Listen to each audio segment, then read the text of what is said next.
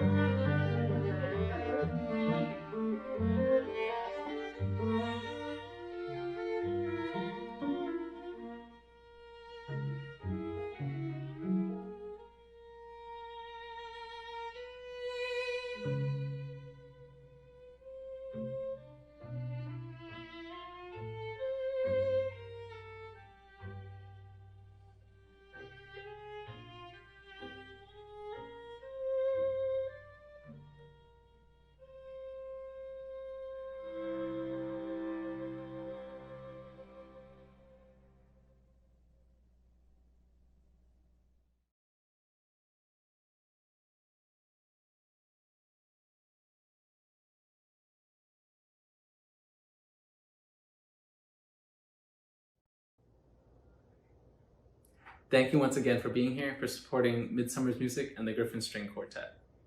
Next on our program, we'll be playing two movements of Mozart's only string trio, Divertimento in E-flat major K563. This work was finished and premiered in September 1788, with Mozart playing the viola.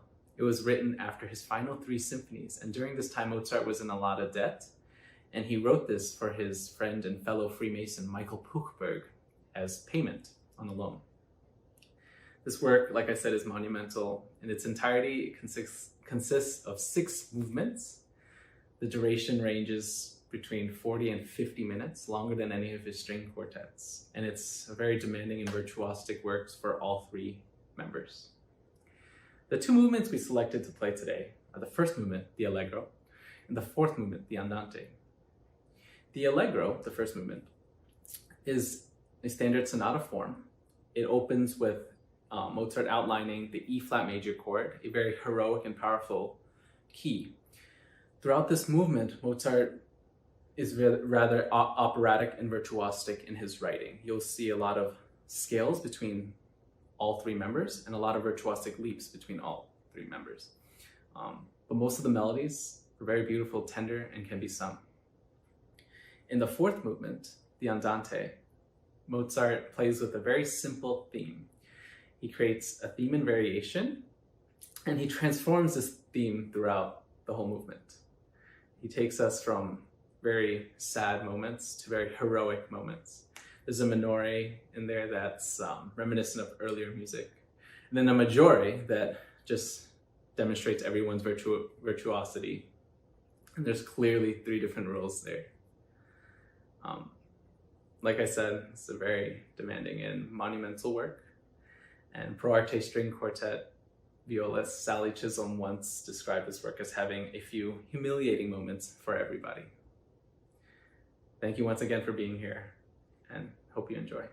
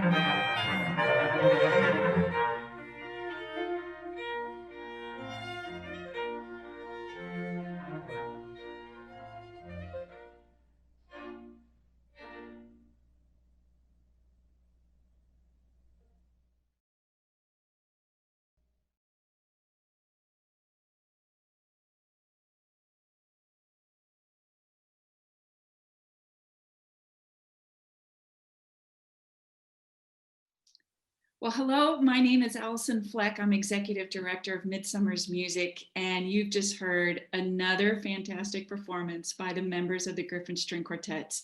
And fortunately for all of us, they've agreed to take some questions from me today. And so I'm just going to go around. I'll start with Ryan, then Blakely, then Vinny. Will you just tell us a little bit about yourself? Of course, they've seen you play, but your instrument, maybe how you got started. Just share a little bit about yourself. So here's Ryan first. Hi, I'm Ryan. I'm the cellist of the Griffin String Quartet. I'm originally from Queens, New York. I grew up in Queens and Long Island, and slowly made my way out Midwest. I started cello maybe when I was around 10 years old, and then I studied at Carnegie Mellon University, then the Cleveland Institute of Music, and then eventually work found its way here. And I joined the Griffin Quartet, I think in 2018 when we formed. Great. Cool, How I'll about go Blakely? My name is Blakely. I'm from Illinois originally, like 2.5 hours west of Chicago. And I started playing when I was 10 years old, and I started on the viola.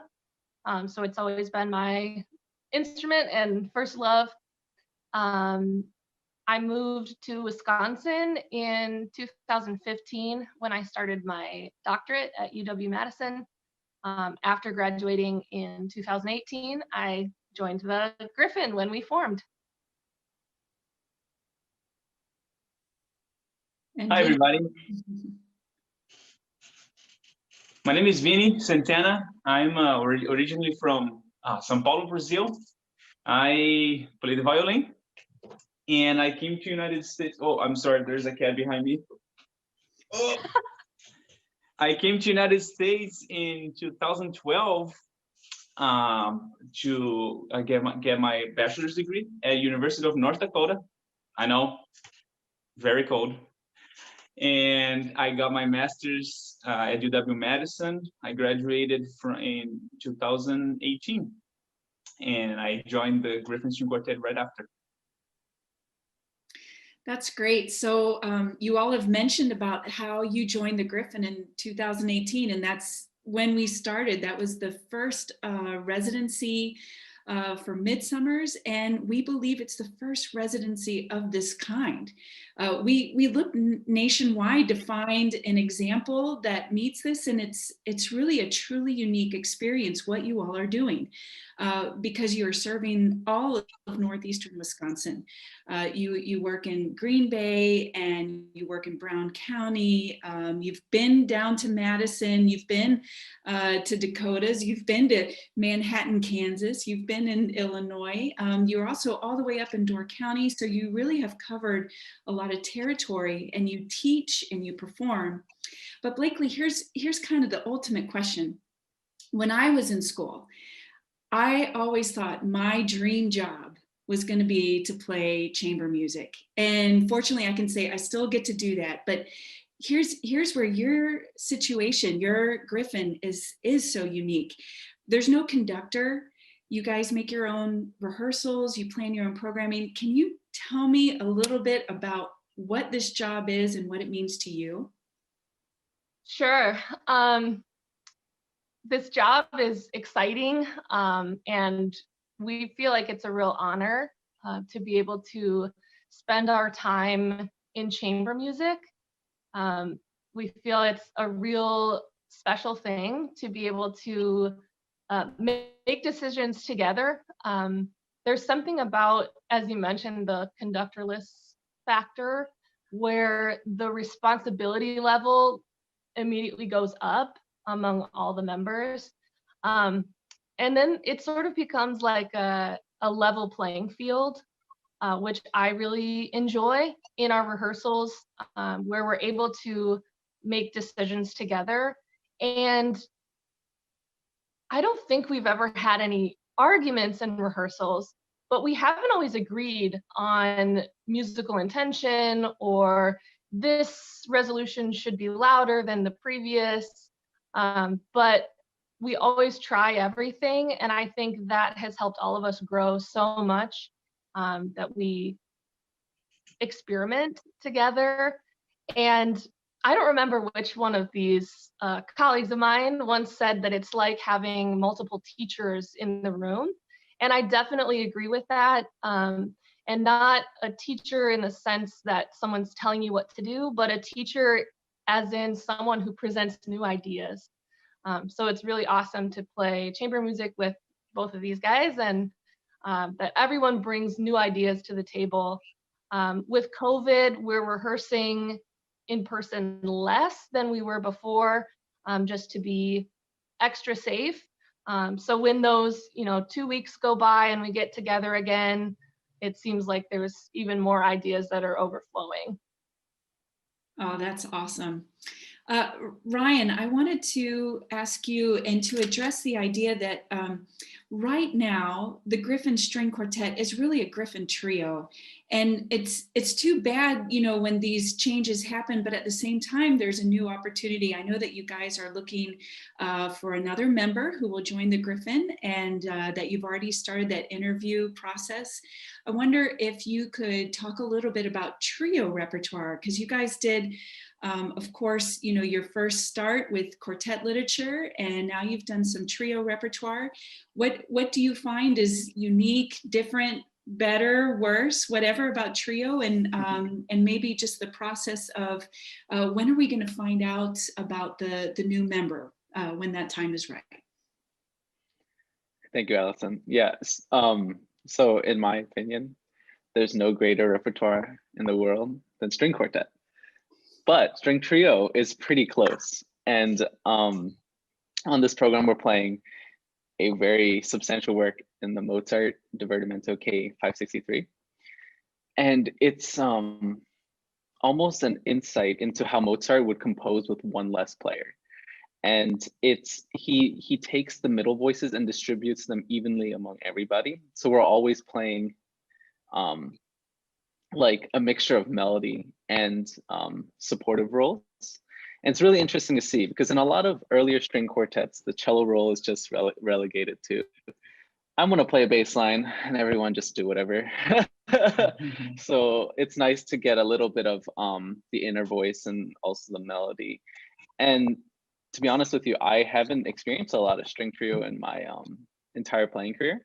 So this is really fun. We're exploring a lot of newer works for me and interesting works too, because I think it's very difficult to compose. It's much easier to compose for a string quartet than a string trio, because you have one less voice to fill up the concert hall, I guess.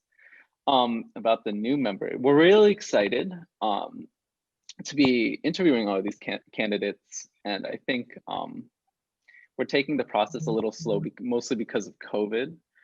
We want to invite these players to come read music with us, perform with us, even teach with us, but they're coming from all over the country, and we have candidates from LA to Louisiana to Cleveland, Chicago.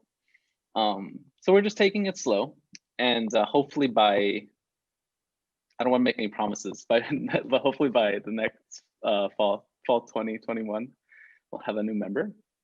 But right now, like Allison said, we're mostly doing online interviewing, which is also really fun. It's really fun to meet everybody.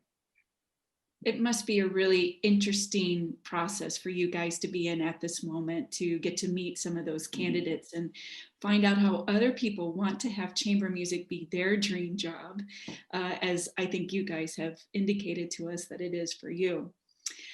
Vinny, just thinking about something Blakely was talking about with, the conductorless, and there was a teaching moment that you all did early on that just so impressed me. And I love to talk about it, because you guys were at a boys and girls event, and you had asked some students to come up and conduct one player being louder than the other, or to conduct one player playing faster than the other. And what happens to the group? You guys fall apart, because you have to work together. You have to be part of the team. And I've seen the way that you all teach, and it's incredible the way you engage with the students. And there's all kinds of teaching. You've been doing presentations to Boys and Girls Club. You've been working with brand new students at the YMCA. Some of the students did have also previous experience. You're working with East High students who are really on track for music and arts. And then this year, to add to that, you're working with Washington Middle Orchestra. There's over 100 students in that program who play string instruments. So you guys have really covered, I think, all the aspects of teaching. I wonder, could you maybe pick a situation or two or a student or two? Could you tell us a little bit what it's like to have the teaching component of this job? Yeah, of course. Yeah, well, not for only our group, but online teaching is being a challenge for everybody, at least most of the world now. And I find it fascinating, honestly. I feel like we are learning a lot from this different way of interacting with our students, and in a sense, I feel we have to be more entertaining. We have to get their attention. We have to do even more nowadays that we can meet in person. But like I said, I find it a very, very interesting, very good challenge.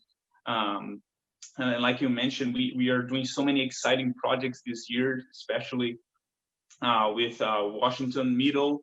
I mean, we get to visit these classes that are full of very engaged, very interested kids, always looking forward to hear from us, to get something out of our experience, and it's been wonderful. I mean, Mr. Joe Baldos, their instructor, is being so helpful. Very, very inspiring teacher in the Green Bay area. That I think I can say this for all of us, that we are very, very happy to be working with him. And then my online students, I feel lucky to have such wonderful students too, that are so dedicated and organized, and they're always there. They're never late. They're always on time.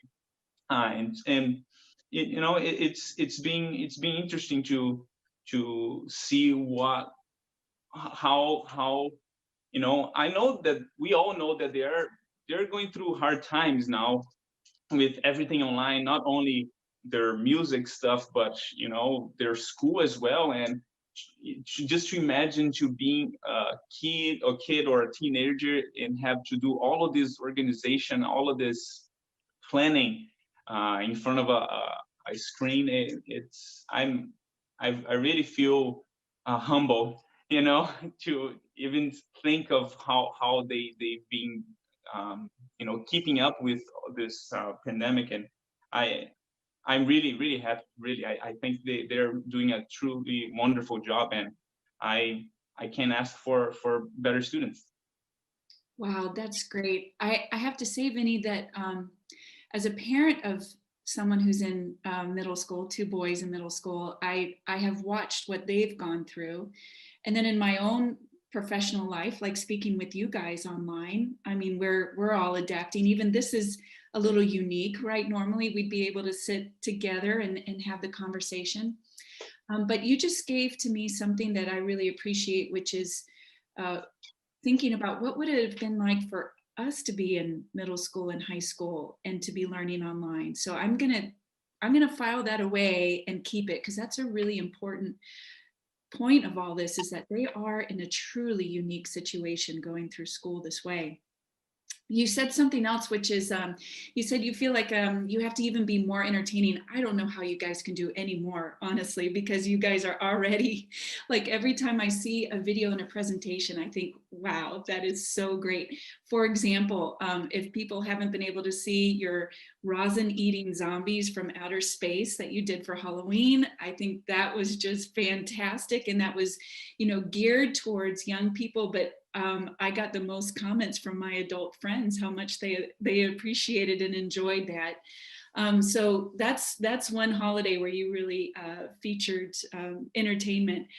Speaking of holidays, Thanksgiving's coming up. So I'm going to go around and let's see. This is a round robin for how many feet will be at your Thanksgiving table. And by feet, I mean attached to your legs. Now it could be, we saw Vinny's going to go first. We saw a guest appearance by your cat, so you have to include pets too.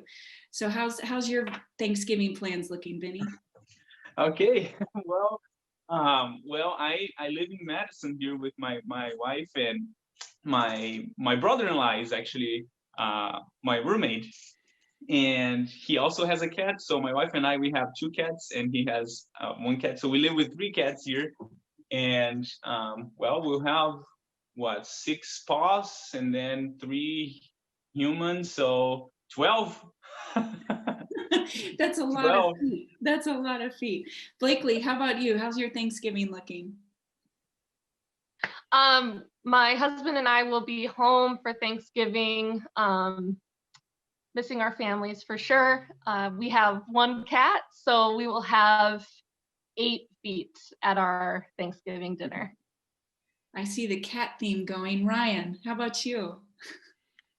Likewise, me and my girlfriend are just gonna celebrate on our own. We're gonna make the full spread, but it's just 4 feet, and then we have 3 cats, so 12 paws, I guess. Oh my goodness. All right. Well, I'm the dog person, I guess, in this group. I have 2 dogs, and I may have a guest dog, so I'll have to do the counts, but I'm not as quick as math as you guys are, so I'll come back to that one later.